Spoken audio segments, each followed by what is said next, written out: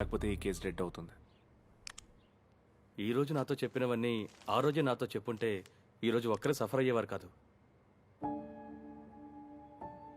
తోడుగా నేను ఉండేవాడిని కదా సార్. ఇలాంటి ఎమోషనే ఉండేది నాకు కూడా ఆ రోజు నేను డ్యూటీలో ఉన్నప్పుడు. పోలీసు యూనిఫామ్ వేసుకున్నంత వరకు మనం కూడా ఖైదీలమే.